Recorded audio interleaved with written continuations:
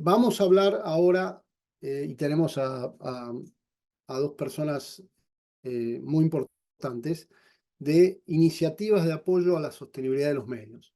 Importantísimo. Para eso tenemos a Jim Brady, que es vicepresidente de periodismo de la Fundación Knight. Great to see you, Jim. Thank you very much. Y él va a hablar de Press Forward, que es esta iniciativa tan importante apoyo a los medios locales de Estados Unidos, un grupo de fundaciones filantrópicas, incluyendo la Fundación Knight, a la Fundación MacArthur y a otras. Y tenemos también a Pablo Martín Fernández, que es manager regional para América Latina de el International Fund for Public Interest Media, o IFPIM, que bueno, está haciendo con el apoyo de también algunas fundaciones filantrópicas, pero fundamentalmente agencias de cooperación, apoyo importante a medios de comunicación. Y bueno, él nos va a hablar sobre lo que está ocurriendo en América Latina. Para moderar, me da gusto presentar acá a Marta Ramos, que preside en la CIP la Comisión de Equidad de Género y Diversidad.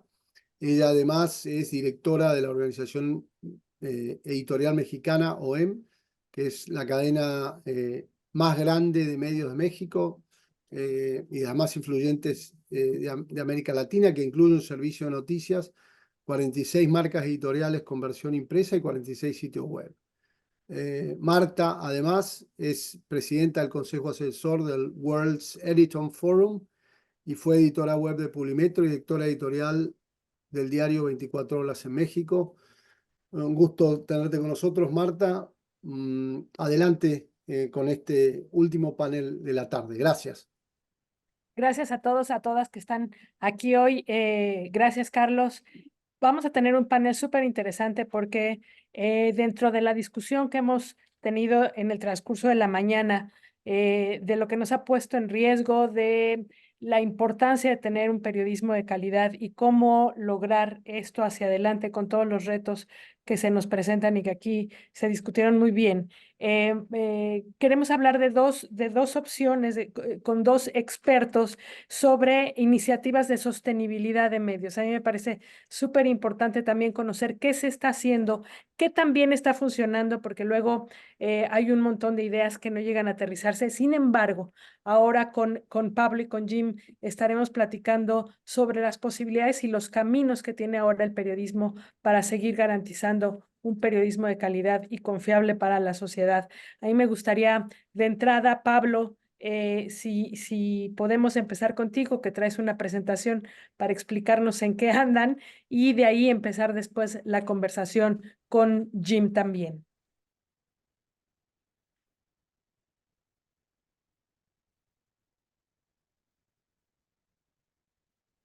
¿Ahí se ve la presentación? Se ve perfecto, Pablo, gracias. Genial. Bueno, antes de nada, gracias por la invitación. Gracias, Marta, por la introducción. Hola a todos, hola a todas. Me escuchan bien, ¿no? La pregunta típica de estas situaciones. Sí, perfecto. Bien, perfecto. Bueno, antes de nada, quería contarles sobre ISPIM. Yo voy a decir ISPIM, pero como bien nos presentó Carlos, somos el Fondo Internacional para Medios de Interés Público. Yo estoy hace relativamente poco en el fondo y el fondo en sí es relativamente nuevo. O sea, calculo que muchas todavía no nos conocen. Tenemos recién un par de años. Y también la idea de venir hoy a esta conferencia es primero presentarnos, pero también después abrir el juego, si queda tiempo como siempre, a preguntas o dudas. Y si no, van a tener mi mail, lo voy a dejar ahí en el chat por cualquier pregunta que quede para después, ¿sí? ISPIM nace de esta idea de encontrar una respuesta multilateral a propósito para enfrentar la crisis económica que consideramos existencial de los medios independientes, ¿sí? Y ese es un poco lo que creemos que es nuestro diferencial. Acá hay unos datos que viniendo todos de la industria los deben saber, pero igual los queremos reforzar, ¿no? El 80% de los medios de comunicación tienen necesidad crítica de financiamiento para respaldar costos operativos. El 40% reporta disminuciones de ingresos de hasta el 50% o más. Y hay 30.000 millones de dólares en pérdidas publicitarias globales solo en 2020. De hecho, el fondo nace en el contexto de la pandemia, que también fue muy crítico para toda nuestra industria. Y algo también muy relevante, y más en el contexto en el que estamos hablando hoy, es que ISPIM nace enfocado en los países de ingresos bajos y medios, porque consideramos que existe una desigualdad de información aún mayor que en los países centrales, donde también hay crisis, ¿no? No es algo puntual de los países en vías de desarrollo o de bajos y medianos ingresos, pero creemos que hay un plus en enfocarnos en ellos o en nosotros, ¿no? Y esto, Carlos decía algo al principio sobre cómo nos financiamos nosotros para poder financiar los medios. Ahora voy a pasar a la parte de medios, pero el enfoque de ISPIM tiene que ver con mejorar esto que ven en el slide, ¿no? ¿Cómo hacemos para que se incremente la cantidad de fondos que dan los gobiernos, sobre todo centrales, por ahora, a apoyar a medios? ¿Sí? Em, Acá tienen el dato, es el 0,3% de toda la ayuda global. Y, y creemos que incrementando eso, incluso relativamente poco, puede haber un cambio muy importante. Eso también es parte de nuestro esfuerzo. O sea, acá vamos a hablar sobre todo de cómo trabajamos con los medios, pero también hay toda una parte del trabajo que es hablar con gobiernos y mostrarles que esto es relevante y que pueden incrementar esa, esa inversión, ¿no? Esa inversión o ese desembolso. Em, y también creemos que es relevante esto que pueden ver en las barras de la derecha de su pantalla, que las contribuciones se estancaron en la última década. Es decir, está muy estable. Cuando los medios, como de vuelta todos acá sabemos, están en un momento de crisis. Bueno, eso si uno ve la foto de estas barras, parece que no hay mayores cambios, ¿no? Salvo ven un pico en 2014, pero en términos generales se mantiene bastante estable, alrededor de 350 millones de dólares. Entonces queremos trabajar, y ya estamos trabajando, para hacer un cambio en ese sentido. Por eso hablamos de un cambio sistémico, ¿no? Un cambio que vaya más allá de ISPIM y que logre que haya más dinero circulando alrededor de nuestra industria. Lo voy a dejar acá. La visión es simple, pero poderosa. Queremos impulsar ecosistemas de información saludable y garantizar que la gente alrededor del mundo cuente con acceso a información de calidad, ¿no? Para poder tomar decisiones. Y la misión es fomentar un cambio de paradigma, es lo que decía recién, ¿no? En la forma en que los medios de interés públicos son financiados. Y para eso, de vuelta, hacemos todo un trabajo muy específico con medios, que ahora vamos a hablar, pero también siempre acuérdense de este trabajo que se hace, si se quiere, hacia los donantes, para que tengan como una prioridad mayor a lo que tiene que ver con la industria de medios. Acá algunos actores relevantes que nos apoyaron, desde el expresidente de Ghana, la ONU, la ex primera ministra de Nueva Zelanda, cuando era ministra, el presidente de Estados Unidos, Biden, y Macron, ¿no? Ahí es donde se da esto que hablaba recién, del peso también de hablar con los gobiernos y que la ayuda internacional también tenga parte de su torta, digamos, o una parte un poco más grande, dedicada a los medios. Que esto también acá se sabe, ¿no? En esta conferencia, pero porque creemos que son vitales los medios y el periodismo para la democracia. Entonces, si los países invierten para que las democracias funcionen, creemos que hay un trabajo para hacer y poder incrementar esa porción de la torta para nuestra industria. Acá hay algunos nombres propios que también creemos relevante mostrarles, de los apoyos que hemos estado recibiendo. No los voy a nombrar todos porque son muchos por suerte, pero sí me parece que es interesante que tengan claros como cuáles son estos 4 verticales con los que trabajamos: gobiernos, todo lo que tiene que ver con cooperación internacional, ¿no? algunos nombres que se relacionan con el slide anterior: filantropía, empresas e instituciones multilaterales y sociedad civil. Todo eso hace un combo que creemos que puede mover la aguja bastante en los próximos años y bueno, nos tiene muy entusiasmados, ¿no? Desde ya. Ya de hecho estamos trabajando en la región, lo digo como spoiler, ahora vamos a contar algunas cosas de eso. También en esto de generar como una institución sólida y que pueda hablar de uno a uno con estos líderes globales, tenemos el honor de tener en nuestro board, en nuestra junta directiva, a personajes súper relevantes como María Reza, Mark Thompson, pero todos los que pueden leer ahí son personas súper interesantes y súper interesadas también en la mejora del periodismo de interés público. Así que contar con ellos en el equipo es muy, muy bueno. Voy rápido porque quiero que quede tiempo para preguntas, pero desde ya cualquier duda me preguntan. Marta, ¿estamos bien? Vamos bien, sí. Perfecto. Y acá es cómo dividimos nuestro trabajo, ¿no? Esto es esquemático. No es que a un medio que apoyamos es solamente uno de estos 3 ítems, puede ser 1 y 2, o el 1 y el 3, pero grosso modo lo tratamos de pensar en estas 3 dimensiones. Sostener medios en peligro de extinción, esto es cuando, como lo dice su nombre, ¿no? Un medio está con problemas realmente graves y necesita tener un apoyo para sobrevivir. Ese es muy lineal y muy claro. Después el segundo es apoyar la transformación del medio. Este, si quieren, se relaciona más con innovación, desde el trabajo con tecnología, pero también participación de juventud, todo lo que tiene con diversidad e inclusión. O sea, ahí hay mucho para hacer, creemos, y a la vez lograr una mayor resiliencia económica, ¿no? Creemos que todo lo que acabo de decir está relacionado. Y el tercero, que si quieren es como es uno también de los diferenciales de ISPIM, es apoyar iniciativas, no necesariamente medios, aunque algunas pueden ser iniciadas, que aborden desafíos estructurales y den forma al mercado de medios a nivel nacional y global. Esto en la práctica puede ser un fondo nacional de apoyo a medios, puede ser un centro que investiga algún tema relacionado con medios, temas relacionados con regulaciones. La idea es que este tercer ítem, que esta tercera dimensión, genere un cambio sistémico, ¿no? Esto que les decía al principio.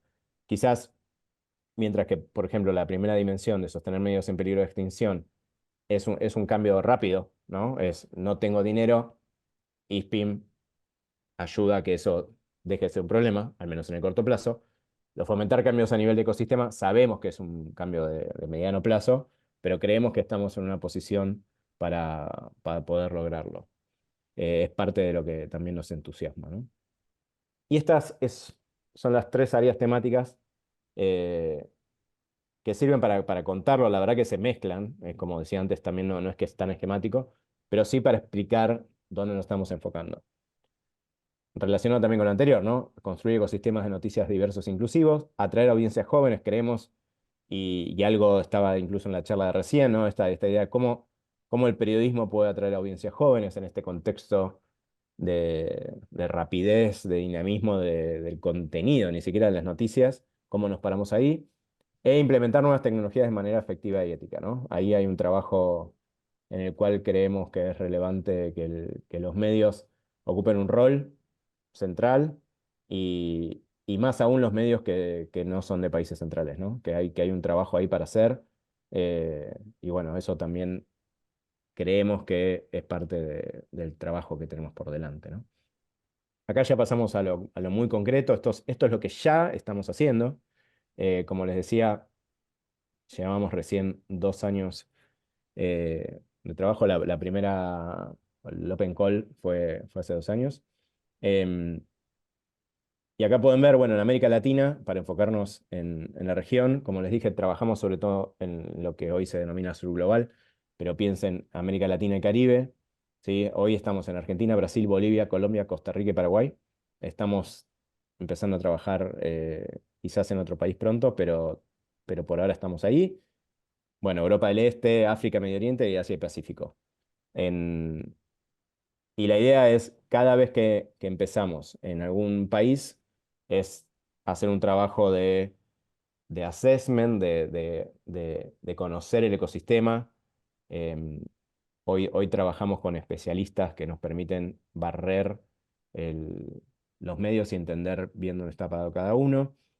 Y como dice el slide, ya desplegamos 9 millones de euros y tenemos un objetivo para este año de otros 28 millones. ¿Sí? Em, que bueno, es también muy interesante. Esto como criterios, que me parece que también suma contar acá. Em, los medios que son elegibles de ser parte de ISPIM, o de contar con el apoyo de ISPIM. Por las dudas, ahí al costado también dejamos la definición de interés público que utilizamos, pero tienen que ser medios, pueden ser nativos digitales, tradicionales, pueden ser ONGs, pueden ser for profit, ahí no hay distinción. Los países focos ya los conté, y sí es importante el presupuesto, porque en América Latina a veces esto es bastante dinero. La subvención no debe superar el 30% del presupuesto anual del medio, y la subvención mínima es de $75.000, con lo cual piensen que tiene que ser un ingreso de un medio de $200.000, 200 y pico mil dólares, que eso deja algunos medios interesantes de la región afuera, ¿no? Porque es un número al que quizás no llegan.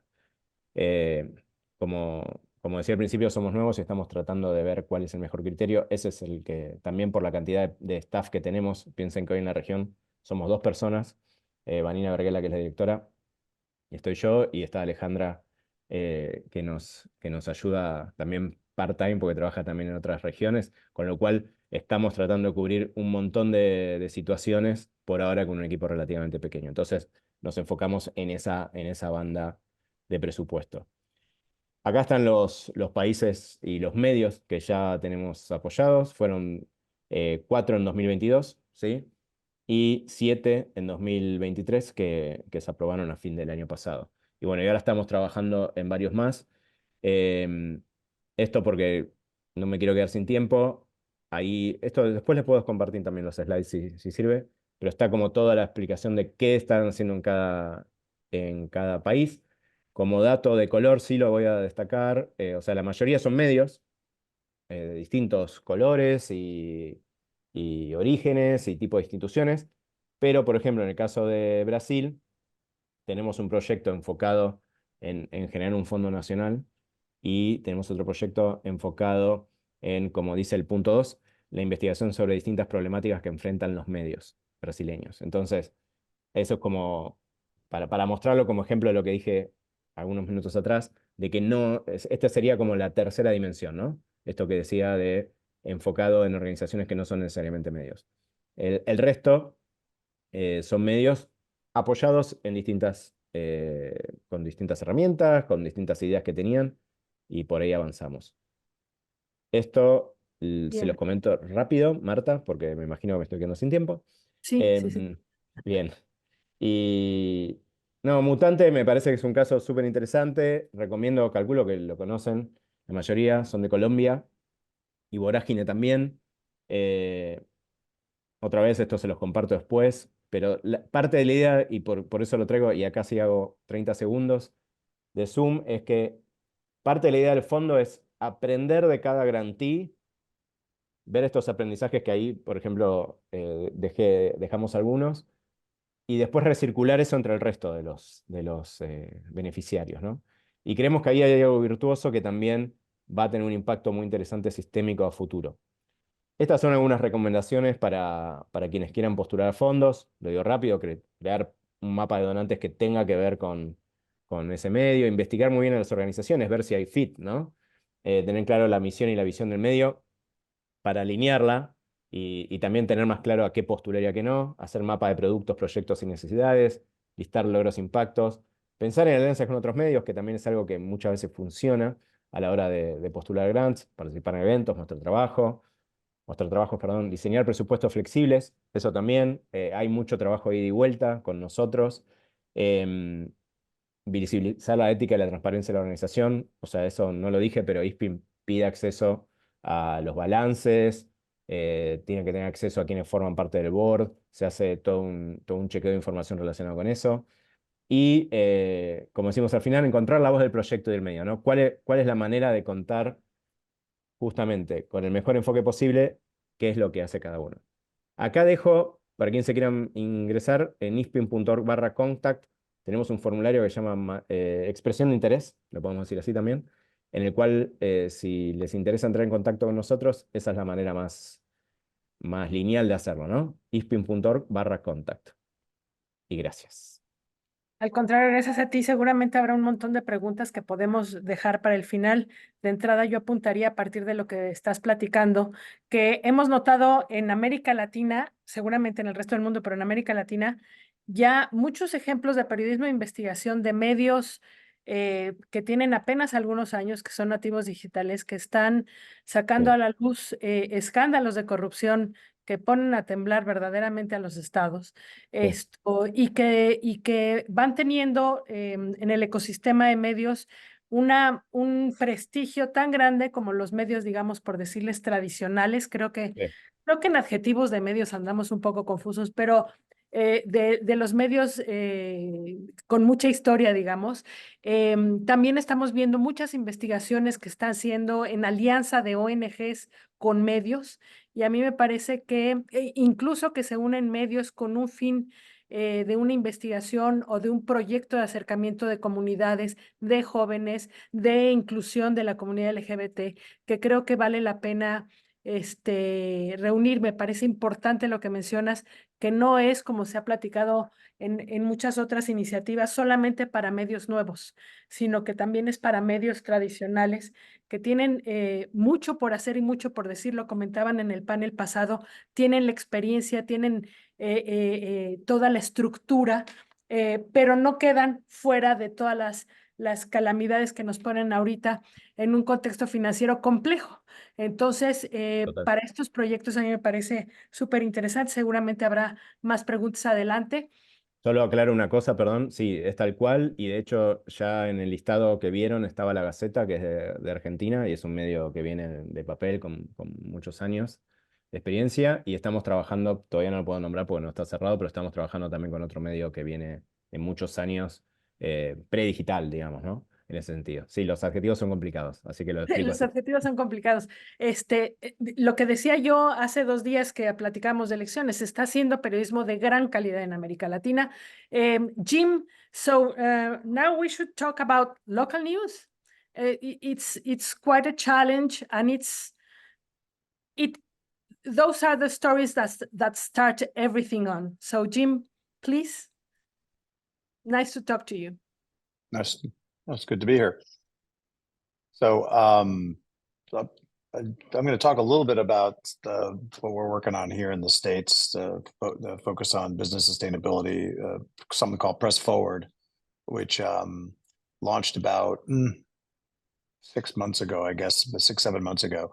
And it's a collaborative of about 70 funders here in the United States that are have committed to funding local journalism for the next 5 years.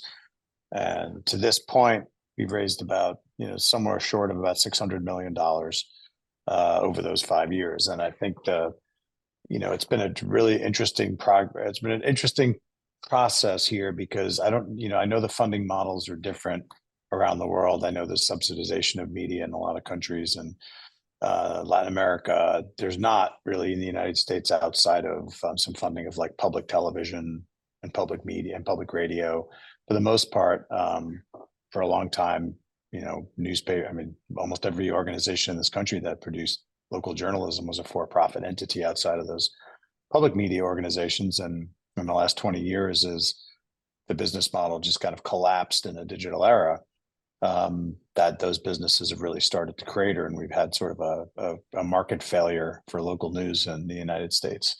And while some philanthropy has traditionally been involved in trying to address that, Knight Foundation, where I work, being one of them, a lot of other foundations did not traditionally fund journalism. They just thought it was, too complicated. It was somebody else's business, or frankly, they just didn't really understand it because local journalism was such a good business for such a long time in the United States, like philanthropy just had no real role in funding it, didn't have to have a role in funding it. It was perfectly capable to fund itself with, in some cases, 30-35% profit margins. So this is all kind of a new thing in the States. And I think it took a while to get funders warmed up to the idea that, when you're funding local news, you're not just helping the local newspaper stay in business, you're helping your community be better informed, more engaged, able to weigh in on the public issues that matter. And if you can get them to the voting booth, or if not to the voting booth, engaged in local community activities, you're going to have a healthier democracy. And so I think over the last couple of years, you've started to see a lot of philanthropic institutions understand that, like we really do care about democracy here, and we can't keep acting like journalism is not part of the solution to that problem.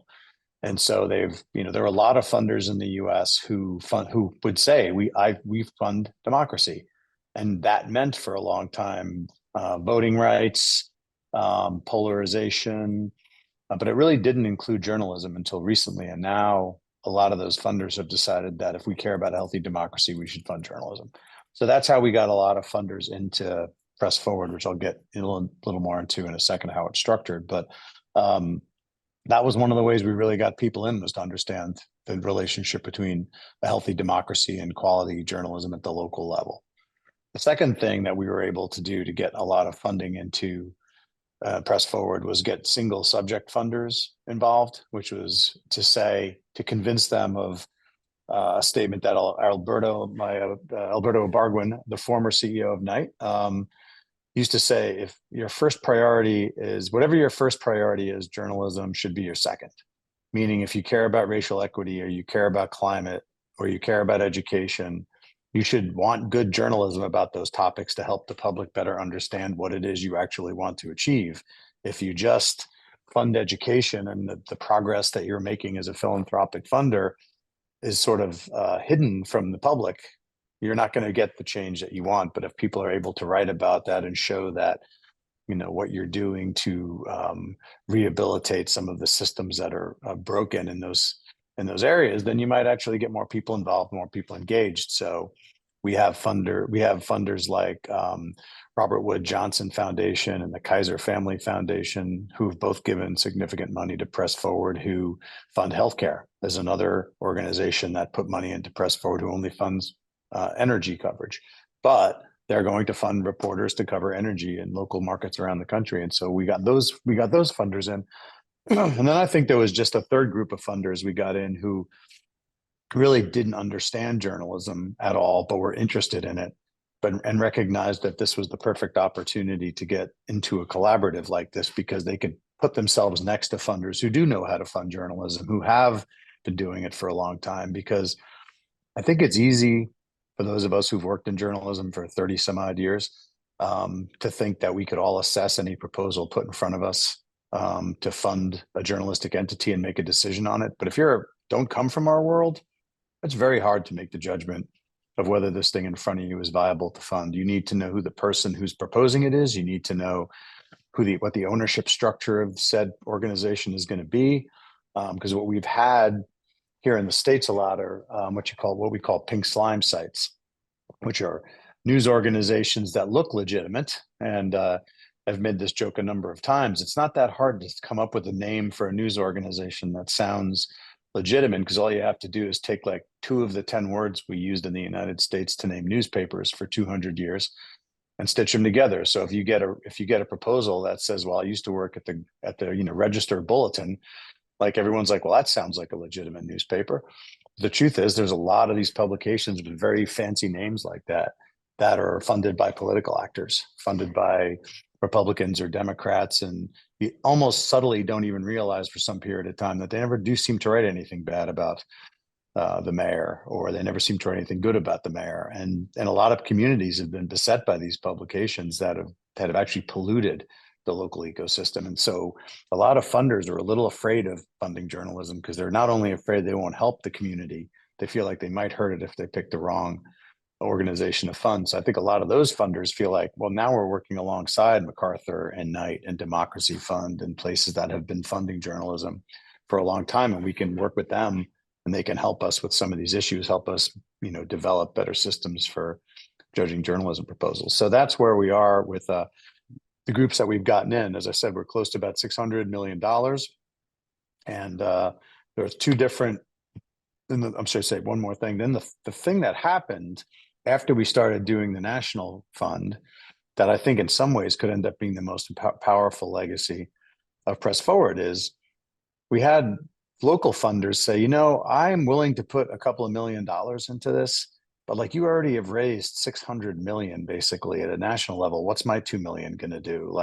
So what we decided was, why don't you just take that $2 million and focus it on your city or your state or your community? Forget about the national fund. Start a local Press Forward where you commit that money to helping journalists in, some area, some defined area. And that kind of took off. And we now have 21 local Press Forward chapters where funders, many of whom have never funded journalism, have decided they want to make journalism stronger in their community. In fact, I'm in a generic classroom here at the University of Alaska at Anchorage right now because we're launching Press Forward Alaska this weekend here at the Alaska Press Club convention.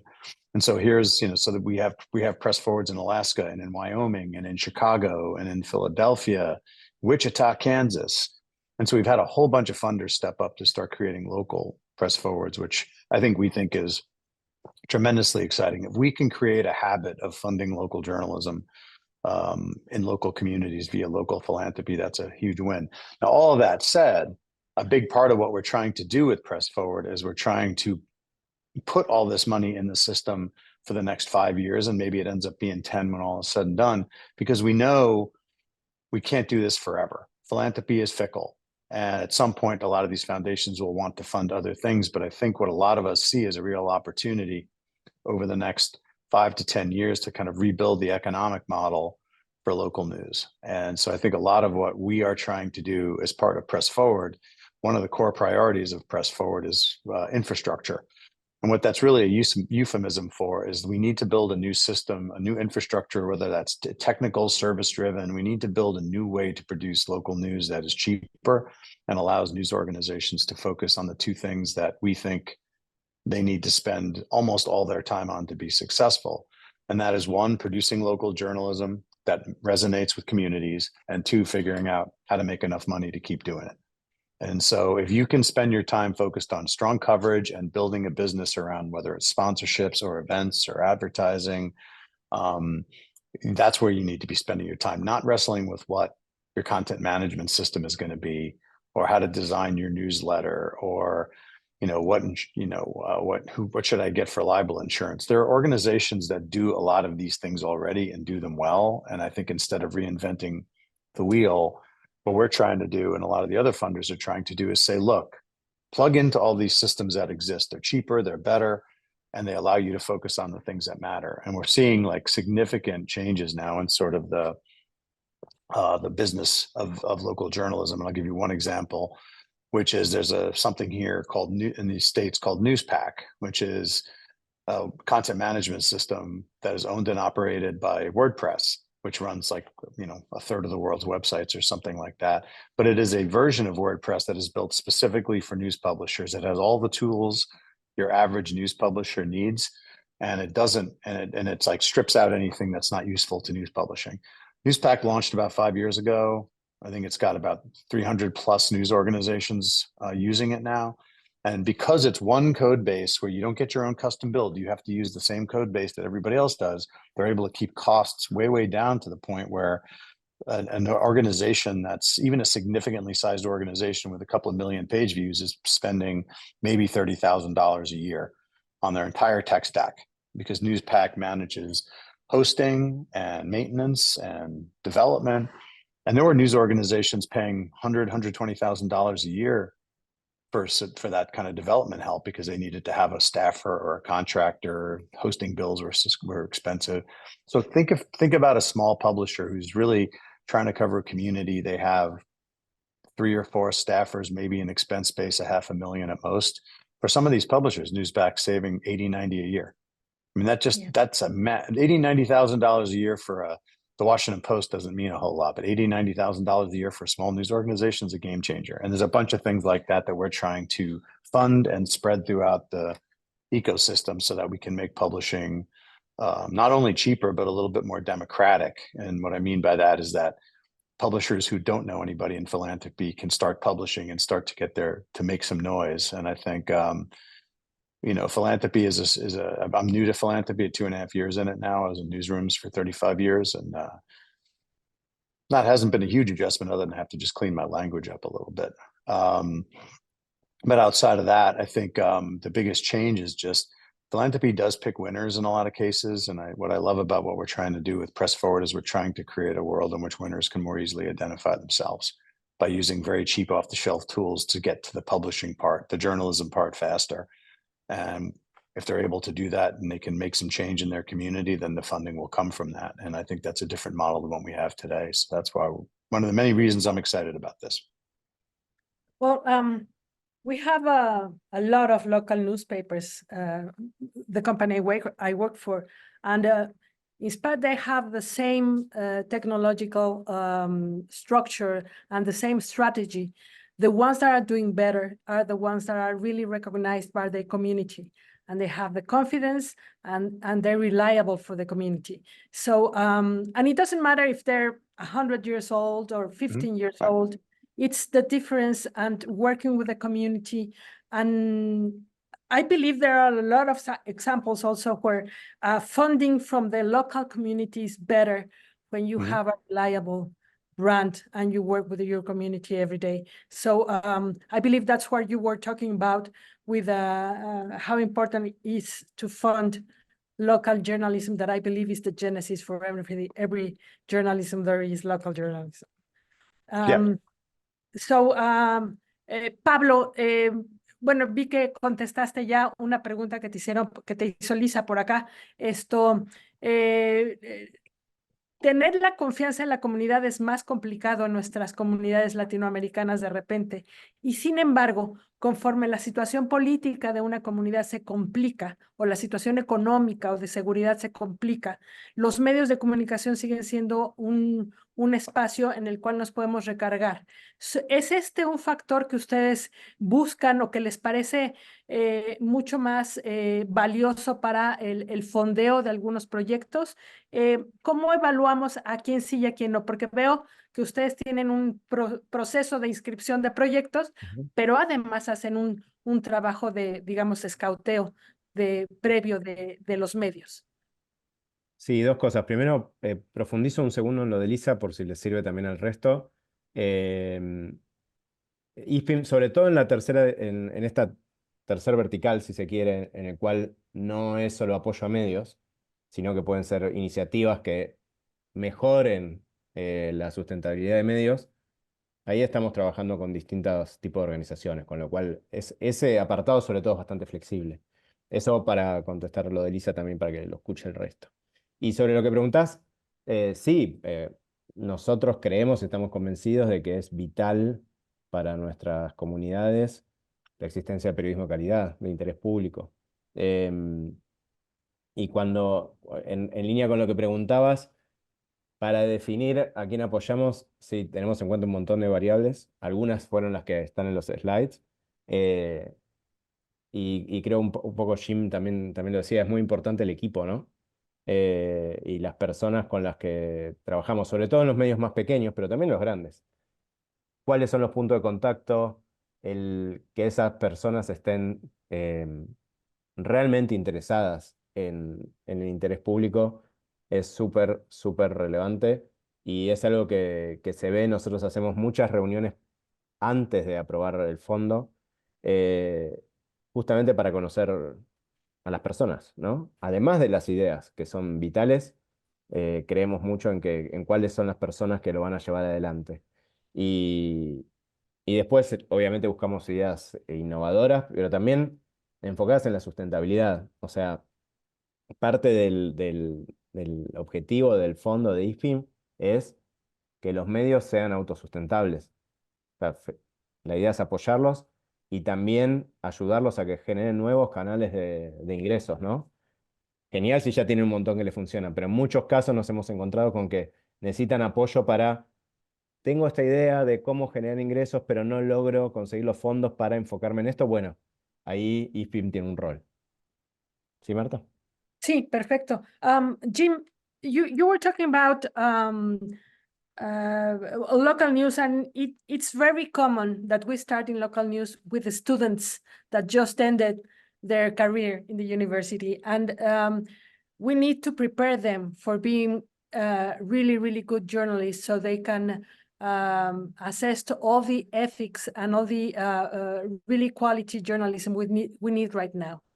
These kind of fundings that you're working for are also for preparing journalists, young journalists mostly.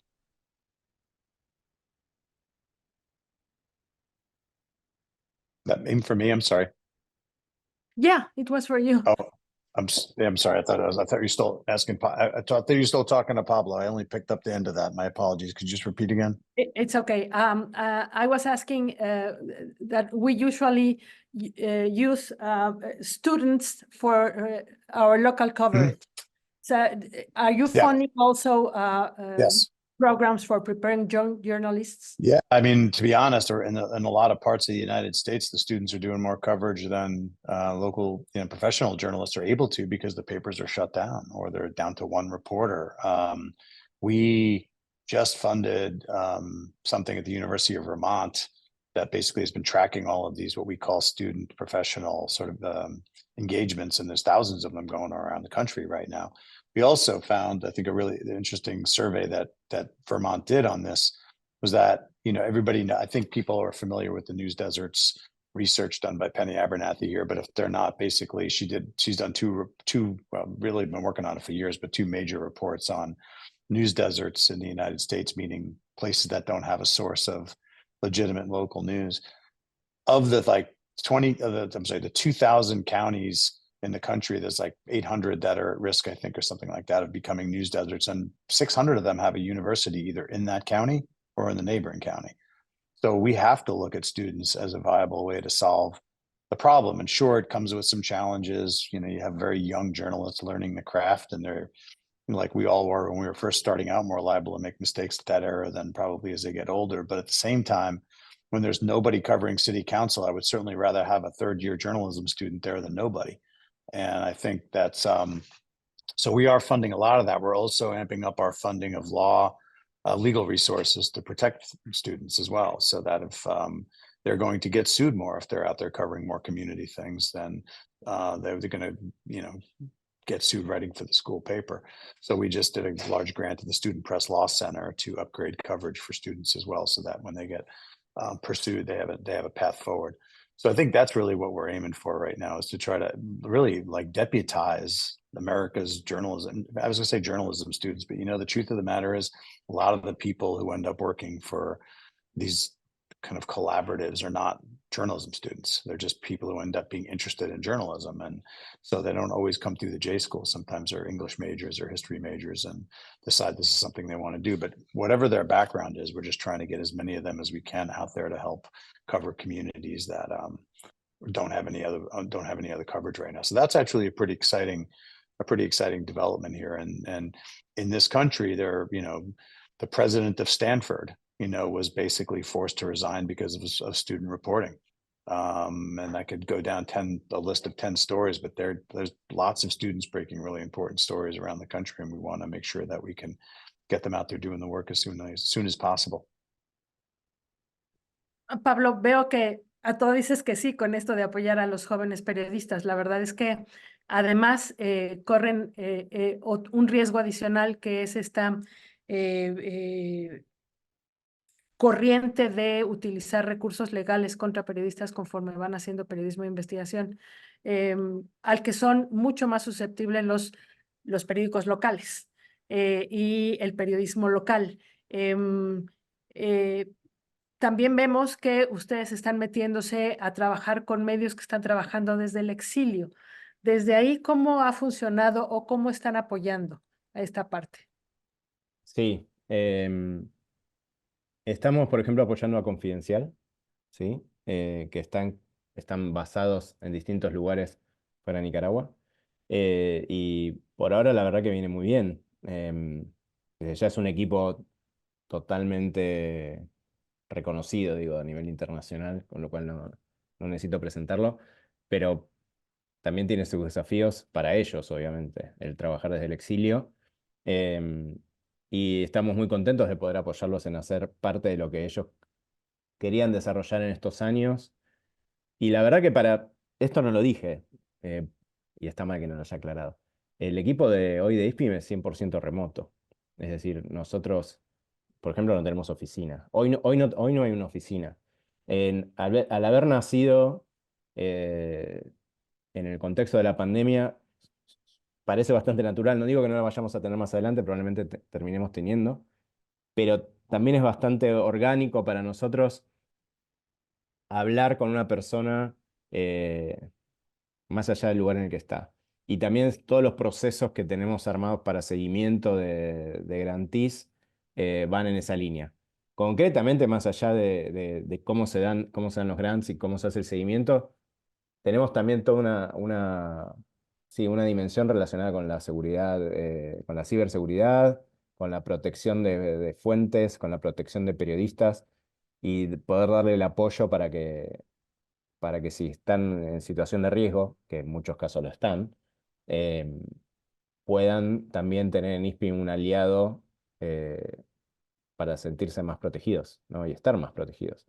Entonces también ahí, en algunos casos, nuestro fondo le da también espaldas en ese sentido, Marta. Muchísimas gracias y estamos abiertos a preguntas si alguien tiene o quiere levantar la mano para participar.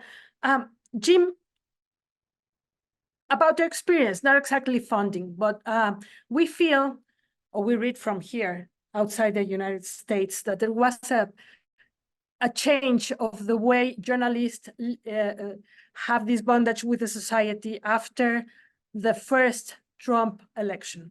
Now, and it happens everywhere, I believe, now it's very important how I feel and not exactly what I know. And this is very difficult for journalists in the streets. Because people are very aggressive sometimes, and it's very hard for journalists, especially the ones that are just starting to deal with these attacks in social media, maybe physical attacks. How do you see this from your perspective of local news? Yeah, I mean, it's obviously it's a major issue here. I think certainly in a lot of newsrooms around the country, there's been the well-reported sort of cases battle between different generations of journalists in newsrooms around the role of journalism in society. And some of that was prompted by the Trump election. I think some of that was happening already. I think there'd been a little bit more of a sense that I'm going to put myself on the side that I think we've had a lot of debates about objectivity as a concept in the United States. And I think that what objectivity has been a little bit mischaracterized by those who are opposed to it. It was always characterized as giving both sides equal value. I don't think that's ever what objectivity was. Objectivity was about trying to give anybody a chance to people a chance to respond to criticisms made against them, to make sure that what their point of, if they had a position on something, you aired it in the story. You didn't just write a one-sided piece that cut out one side of the story. But most good journalism usually doesn't come with a 50-50 weight. Usually you have evidence and you have documents and you have things that show malfeasance. And so I felt like for a long time the debate always became a little bit, became a little heated when it didn't need to be. And the reason the debates are always so interesting to me is I've probably been to 5 or 6 debates about objectivity versus, I guess I'm trying to remember what the right phrasing was, but there was a period for a while where it's like reporting should be based on moral clarity, and those reporting should be based more on facts. And I would go to all these panels and watch 2 people who are diametrically opposed begin this debate, and an hour later you would be like, they disagreed about like 2 things about what good journalism is. Most people are generally in agreement. Good journalism is about digging up as much information as you can, getting to the best version of the truth you can find, publishing it. And yes, there are some different opinions about how much of your personal experience should be imbued in that or embedded in that story, but the differences were not massive. I think what's really happened in terms of the relationship with audiences here in the US has been the business model has forced a different relationship with audiences. If you look at a lot of the newspapers in this country, the business model was so good for so long that I would argue that a lot of the big newspapers stopped talking to their community very much, right? They kind of wanted to be of the people, but not really with them. And so the reporting was done with some real distance, and there wasn't a lot of, there weren't a lot of community meetings held by the local newspaper. They kind of wrote their stories, handed down the tablets, and that was it.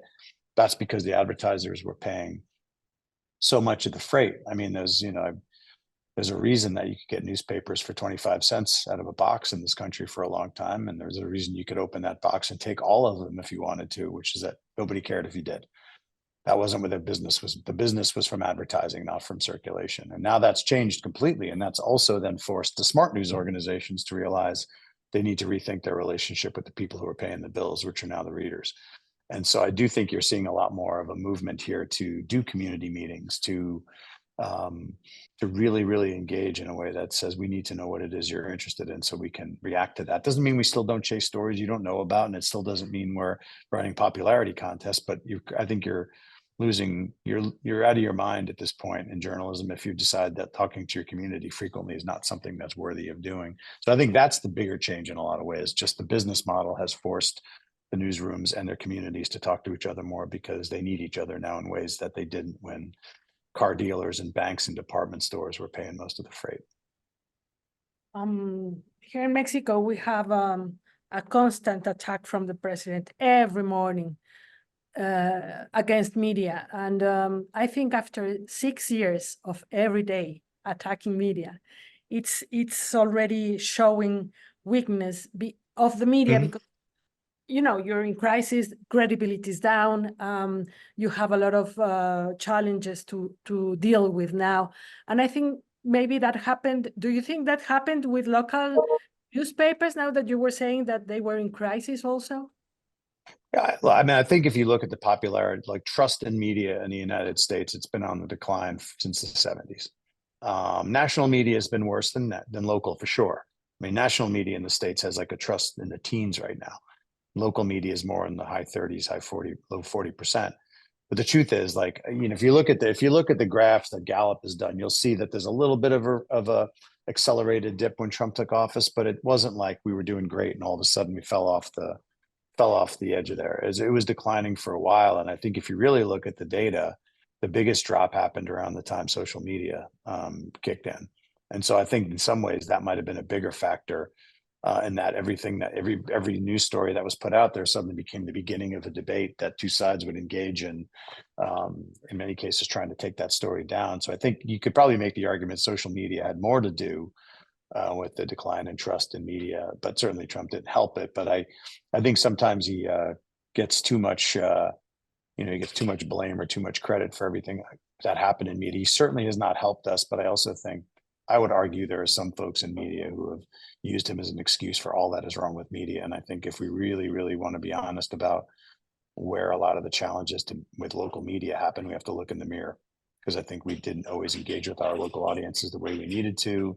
We didn't react when our business was threatened by, when Google came and built something better than we had, and Craigslist came and built something better than we had. We didn't really react to it. And I think I guess my concern about spending too much time putting all this on Trump or any other politician is that it sort of absolves us if we're not honest. And I think this is local media's economic problem is a challenge we have to take ownership of and try to solve ourselves and not spend too much time trying to blame other people for where we are. I'm not saying he's blameless. He certainly isn't. But I think we got to fix some things if we're going to get this business model straight ourselves. And I don't want that to get lost in the conversation. Y ahí, Pablo, creo que ya estamos cercanos al cierre. Y ahí, Pablo, te preguntaría, justo es donde yo veo que los medios, ante recortes que hemos hecho todos en nuestras redacciones, en nuestros equipos editoriales, hemos dejado ir gente con mucha experiencia, por ejemplo, para ir formando nuevos cuadros, y porque realmente pues, el presupuesto presiona. ha empezado a haber alianzas muy interesantes con ONGs, específicamente aquellas que manejan muy bien bases de datos y que hacen estudios estadísticos sobre ciertos fenómenos o problemas dentro de la sociedad. Yo lo veo mucho, por ejemplo, en efecto de programas sociales, pero lo veo mucho también en el periodismo medioambiental. Grandes ONGs que están haciendo trabajos muy destacados sobre medio ambiente están ganando premios periodísticos. ¿Cómo lo ves tú? ¿Cuál es tu perspectiva de cómo se está moviendo ahora la generación de contenido? Creo un poco en lo que dice Jim, estamos sumando nuevos actores en pro de mejores contenidos periodísticos. Sí, a ver, muy concreto, primero, la colaboración entre medios y ONGs, Centro de Investigación, como decíamos antes, no solo está sucediendo, sino que es interesante, es positivo. Y es positivo en parte por lo que decías vos, Marta, están generando productos, contenidos muy interesantes que probablemente hoy muchos medios no pueden hacer, sino. Entonces hay como un ida y vuelta ahí que las organizaciones no gubernamentales, en general, no siempre, le faltan buenos skills de comunicación. Y por el otro lado, los medios que tienen eso, le faltan quizás las manos para trabajar toda la parte de data, como decías vos en tu ejemplo, pero hay un montón de otras dimensiones. Y, y digo, en línea con lo que dice Jim, justo veía hoy un informe de uno de los países de América Latina y la confianza en los medios era la menor, era de todas las instituciones, era la institución menos favorecida, si se quiere, o menos confiable, cuando justamente nos dedicamos a ser confiables, supuestamente. Entonces, hay un montón de trabajo por hacer ahí, y también parte del trabajo, en este caso de ISPIM, es reforzar a quienes creemos que están justamente generando contenido confiable, de calidad, y tratar de ayudar a que eso llegue a la mayor cantidad de público posible, porque también si hay contenido de calidad que no llega a un público relativamente masivo, también hay un problema, ¿no? Y, y bueno, eso también es parte del trabajo.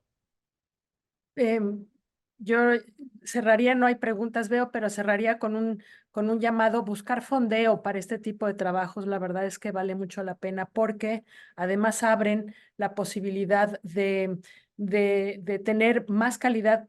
Es un círculo virtuoso. Generamos productos de mayor calidad, tenemos más estabilidad financiera, tenemos más confianza en los lectores, volvemos a nuestro origen, como bien lo decía Jim, que es atender a nuestra audiencia, a la sociedad y el aporte democrático que implica medios fuertes y medios independientes, tradicionales, chiquitos, nuevos, grandes, digitales, como sea, medios independientes. Muchísimas gracias, Pablo. Marta, disculpe. Carlos, dime. Sí, no, yo tenía una pregunta. I have a question for Jim. Adelante. Yes. And Jim, I'm curious to know your opinion. I mean, do you think there is, I see this Press Freedom Forward proposal, with so many different fundings coming together. Do you think some of these funders, have invested in the past in media in around the world? Mm-hmm. I mean, do you think there is any appetite for some of these people to get together and help? With so little money, there will be so much good in Latin America. Do you think there is any appetite to explore opportunities to expand some of this help throughout the region? Well, two things on that. One, I mean, for the Press Forward program, I've spent some time talking about. The one that I'm talking about is focused on the U.S., but there's at least 3 places where there are conversations outside the U.S. of starting something similar. A couple in Europe, and actually, I'm not quite sure where the third one is. I can't remember. Secondly, so I mean, if there's an interest in this kind of effort, that's certainly something. In fact, I know John Paul Free and I are both going to those 2 countries, 2 of those 3, to try to actually have a conversation about how this is structured and why it's important.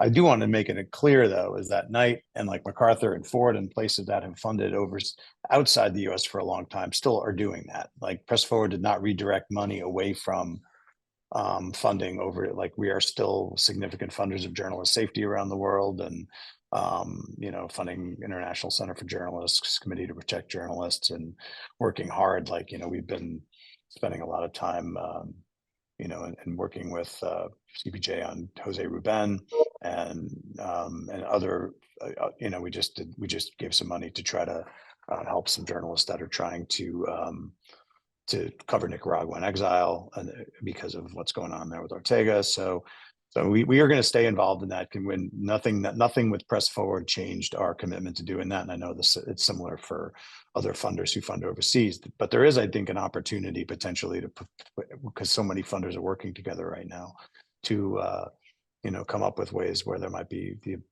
a chance to do something similar in a region or other countries around the world. I know the funding models are different, and so it can be a little more complicated.